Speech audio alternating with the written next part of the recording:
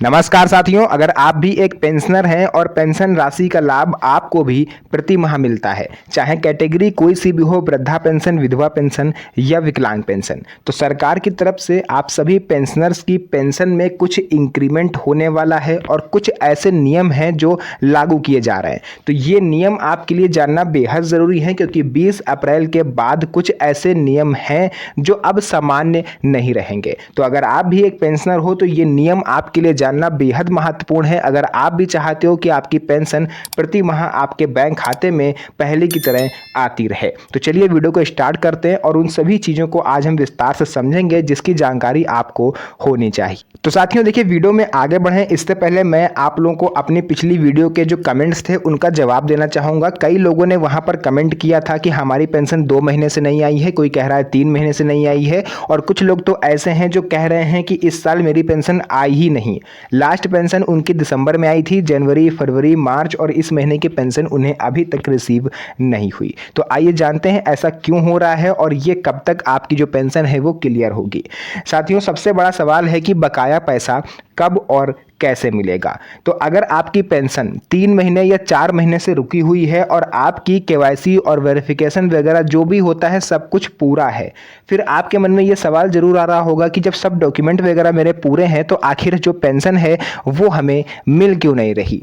तो आइए उसका जवाब हम लोग यहाँ पर जानते हैं। सबसे पहले, अगर आपकी केवाईसी अधूरी है, गलत दस्तावेज हैं, तो फिर आपको पेंशन नहीं मिलेगी। जीवन प्रमाण पत्र जमा ना होने पर अक्सर ये समस्याएं आती हैं, लेकिन सब कुछ कंप्लीट होने के बाद भी आपकी पेंशन होल्ड क्यों हुई है। तो देखिए, इसके पीछे का मेन रीज़न ये है नियमों में बदलाव, क्योंकि सरकार ने नियमों में कुछ चेंजेस किए हैं जिसके बारे में आपको पता नहीं चल पाया और आपने वो अपडेट अपने में नहीं किया। इसी वजह से आपकी जो पेंशन है सरकार ने होल्ड कर दी। साथियों, मैं आपको बता दूं कि अगर आपके राज्य में SIR वेरिफिकेशन होके उठा है तो फिर आपको अपने आधार कार्ड को एक बार फिर से जाके बैंक में लिंक करवाना होगा, KYC करवानी होगी। क्योंकि रीज़न इसके पीछे है क्योंकि बहुत सारे लोगों ने आधार कार्ड में डाटा करेक्शन करवाया है, नहीं भी करेक्शन करवाया है फिर भी आपको जाके बैंक से एक बार KYC करवानी पड़ेगी, क्योंकि बैंक में आपने KYC नहीं करवाई है, DBT आपका बंद कर दिया गया है। इसी वजह से सरकार की तरफ से जो पैसा मिलता है वो आपके अकाउंट में अभी तक नहीं पहुँच पा रहा है। और अगर आप अभी भी नहीं करवाओगे तो जनवरी, फरवरी, मार्च, अप्रैल तो छोड़ो, आपको फिर दिसंबर आ जाएगा और फिर लौट अप्रैल आ जाएगा, लेकिन आपको पेंशन मिल नहीं पाएगी। तो फौरन जाइए बैंक में, ये सारे काम आप पहले करवाइए, जो भी आपका KYC है आप उसे पूरा करवाइए। इसके अलावा मैं आपको एक चीज़ और बताना चाहूँगा कि अभी 15 अप्रैल से एक जांच शुरू होने जा रही है। सरकार जो है एक सर्वे करवाने जा रही है, जिसको आप लोग कह सकते हो कि पेंशनर्स की जो गवर्नमेंट है वो पड़ताल करवाने जा रही है। सरकार ने पूरे देश में पेंशन योजनाओं की जांच तेज कर दी है। कारण ये है कि फर्जी लाभार्थियों को अलग किया जाए, गलत जानकारी दे करके जो पेंशन का लाभ ले रहे हैं उन्हें अलग किया जाए, और पात्रता पूरी जिनकी नहीं है उन्हें भी छांट के अलग किया जाए।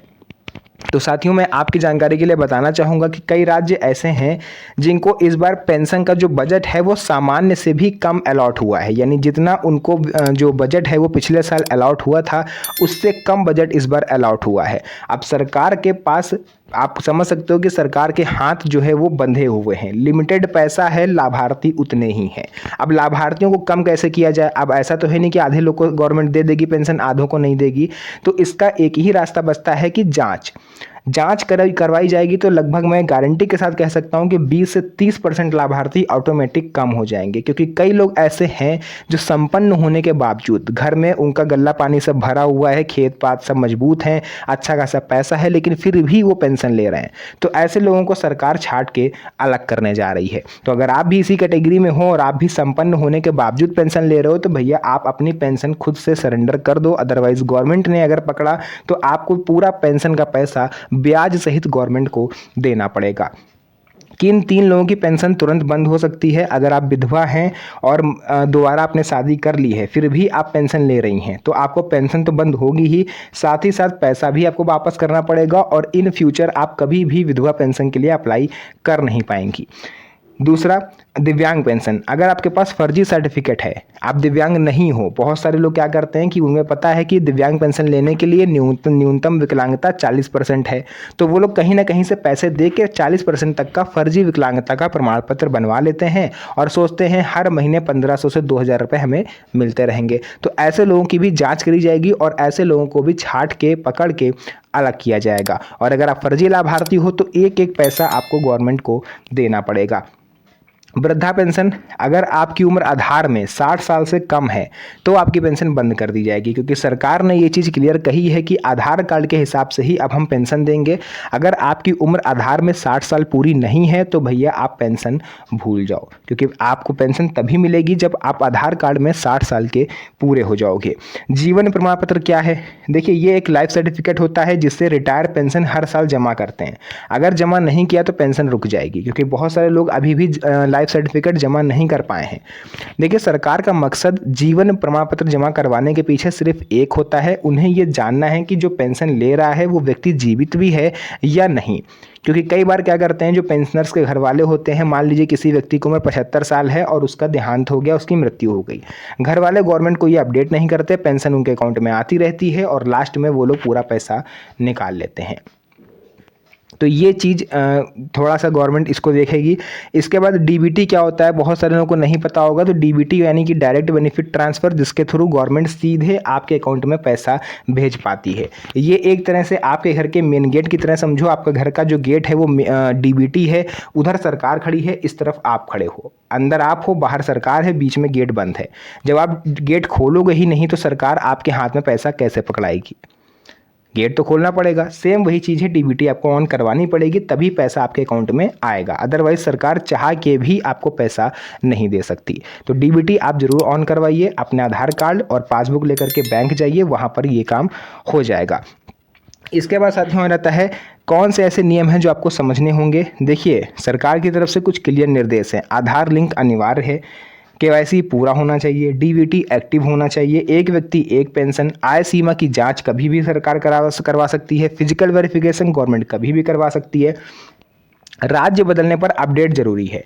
अगर आप बिहार में रहते हैं और आप यूपी आ गए हैं रहने तो आपको अपने पेंशन में राज्य को चेंज करवाना होगा, अदरवाइज आपको पेंशन नहीं मिलेगी, क्योंकि किस हिसाब से सरकार देगी, है ना। बाकी फॉर्म समय पर रिन्यूअल करें, और ज़्यादा कुछ खास है नहीं। पेंशन रुकने के सबसे बड़े रीज़न यही होते हैं कि या तो आपके खाते में डीबीटी ऑफ है, या बैंक खाता बंद हो गया है, निष्क्रिय हो गया है, डोरमेंट की श्रेणी में बैंक ने डाल दिया, या फिर आपने दस्तावेज गलत दिए।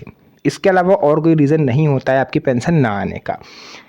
पेंशन बंद हो गई है तो क्या करें? देखिए, सीएससी सेंटर या जनसेवा केंद्र पर आप जा सकते हो, ग्राम पंचायत तहसील से आप संपर्क कर सकते हो, कारण पता करें और उसमें सुधार करें। यही एक लास्ट ऑप्शन आपके पास बचता है।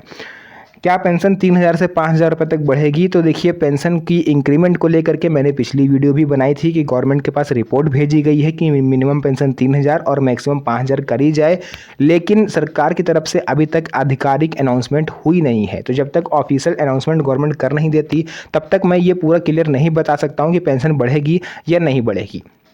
बट आप लोग 70 to 80% तक मान के चलो कि आपकी पेंशन मिनिमम 3000 रुपये तक होगी और मैक्सिमम 5000 रुपये तक हो सकती है। तो ये थी कुछ महत्वपूर्ण जानकारी जो मुझे लगा आप पेंशनर्स के साथ इसे शेयर करना बेहद ज़रूरी है, क्योंकि आप लोग का ये हक बनता है कि आप लोग इसे समझो। तो जो भी जानकारी थी मैंने आपको पूरा बताया। वीडियो को अपने यार दोस्तों और रिश्तेदारों के साथ शेयर जरूर करिएगा ताकि उनको भी ये सब जानकारी हो पाए। तो आज के लिए बस इतना ही, फिर से मुलाकात होगी आप सभी से एक और नई मज़ेदार वीडियो में। तब तक के लिए धन्यवाद।